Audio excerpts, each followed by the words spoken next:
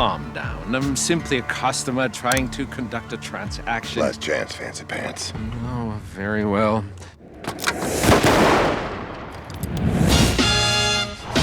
This month is a big one for fans of Quentin Tarantino. Not only is his new movie, the spaghetti western revenge film Django Unchained, in theaters, but the Tarantino 20 Blu-ray set, collecting 8 of his best films, almost all of his films, is in stores right now. And to celebrate, we figure we go visit some of the locations from some of his most famous movies. You had my curiosity, but now you have my attention. My name is Devin Faraci, and this is Badass Digest.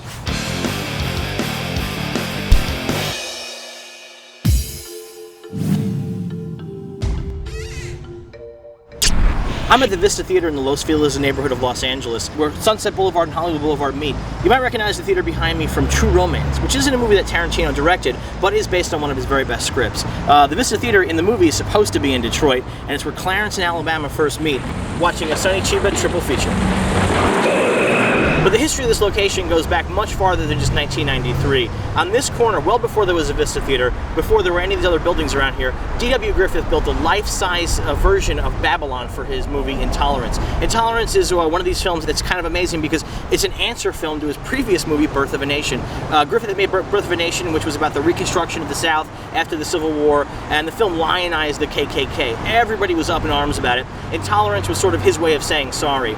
So right here at this spot where Hollywood and Sunset meet, he built this giant city of Babylon, made his movie, and then the city just sat here for years, just rotting away on the corner of Hollywood and Sunset. Finally, in the 20s, the LA Fire Department decided it was a fire hazard and demanded that it be torn down. If you're a video game fan, you might recognize the Intolerance set from the game LA Noire. It's actually hugely anachronistic because that game takes place in the 40s and the set had been torn down in the 20s. Jesus, now look what you did! The Vista Theater itself is one of the last remaining great movie palaces. Until just very recently, it was one of the last places in LA to see 35mm. They've recently switched over to digital. The interior is gorgeous, full of beautiful Egyptian iconography. It's one of the best places to see a movie in town.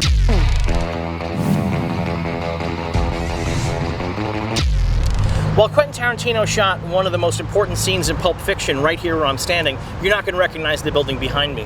Back in the day, this used to be the River Glen Motel, which is where Butchie went to go hide out after really ill-advisedly refusing to take a fall in that fight. Sid's dead, baby. Sid's dead. That location was knocked down. This was an empty lot for years, and now this big manufacturing company stands here, and there's a bunch of crummy condos right next door.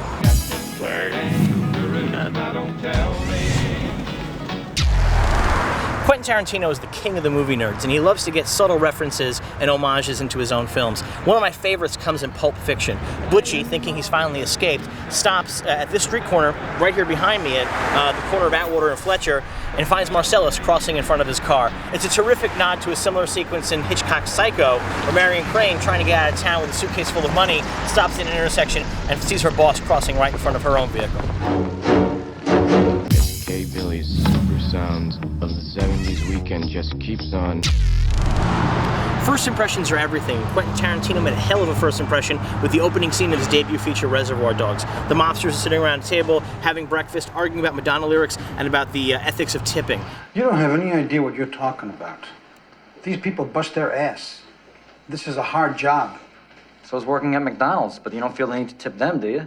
That was shot here at Pat and Lorraine's coffee shop in the Eagle Rock neighborhood of Los Angeles. It's pretty much exactly the same place today that it was 20 years ago, so you can come on by here, have your own breakfast, discuss pop music lyrics, but please just make sure, don't be like Mr. Pink, leave a good tip for your waitstaff. These are decent people.